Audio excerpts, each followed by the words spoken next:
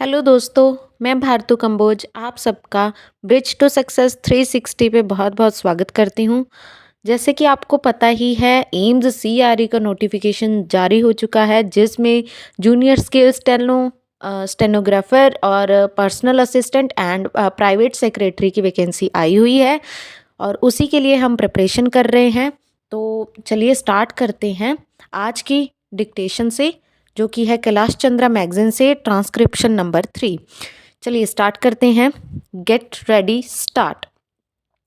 I am thankful to you for having given me this opportunity long last to say a few words on the budget.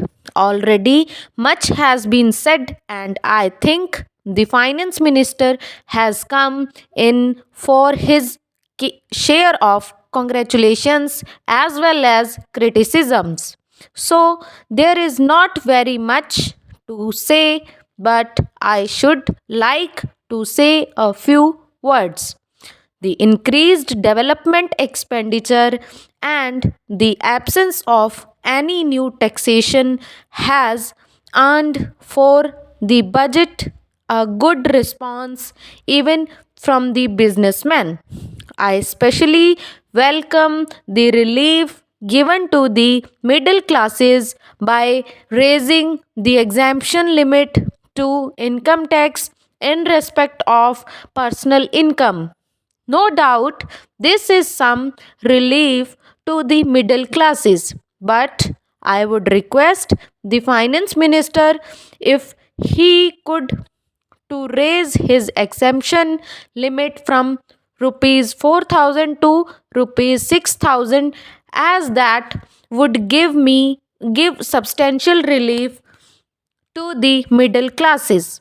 I am indeed glad that the Taxation Inquiry Commission has been appointed with Dr. Johan Mathai as the chairman, and I am sure that many of the vexed problems may be solved through this commission.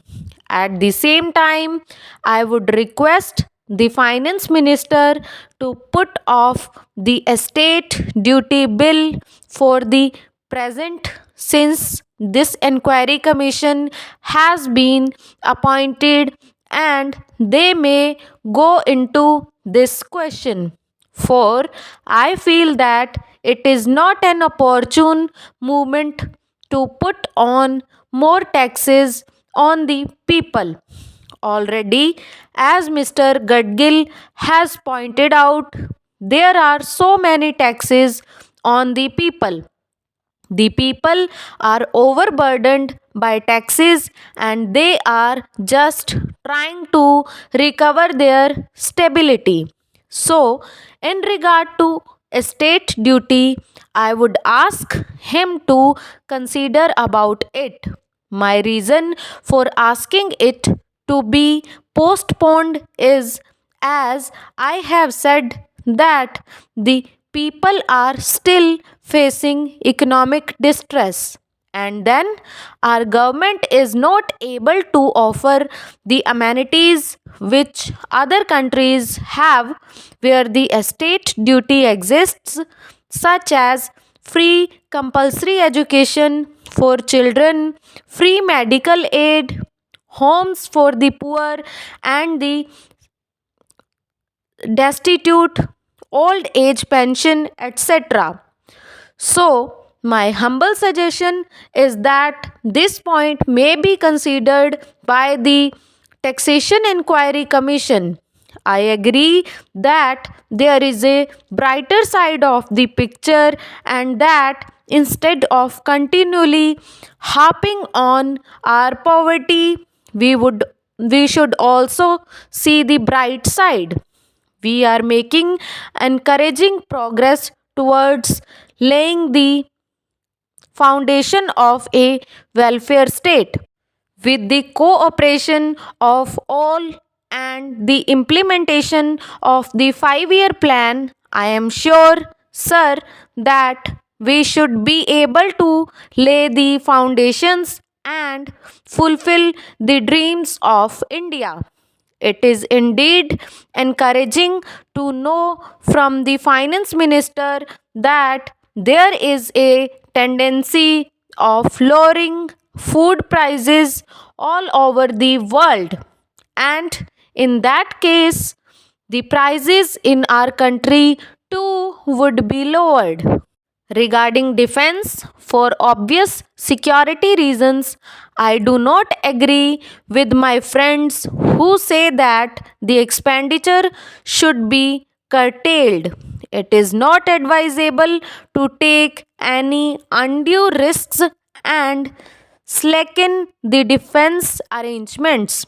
Indeed, defense is one of our valuable assets, although strange to say, there seems to be adverse opinion in some quarters. I agree with what General Karyappa once said that God and army are remembered only when there is trouble. The army consists of the most disciplined and loyal set of young men. It would not be proper effect economy in the pay of these brave officers, as it would not be an incentive for the right type of young men to join the army, and it would become ineffective and inefficient.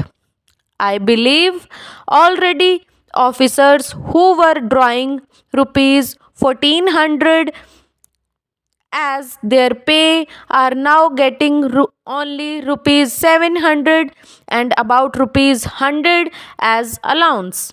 That is, they are getting about half of what they were getting before. It is very hard for those officers on field duty to establish separate establishments for their families and for their children, and I would specially appeal to the finance minister to see that the family allowances may be restored to those officers who are on field duty. Economy in army could be affected in other ways. There is scope for more efficient operation of defense industries, which process seems slow, and by purchase policy of utilizing goods and stores indigenously manufactured. Preference should be given to country made war materials such as could be produced here, and they would be cheaper than foreign made goods. I may also suggest that the armed forces who are not on field service or under any operational commitments could be utilized for giving military training to the youths in schools and colleges, which would teach discipline and loyalty.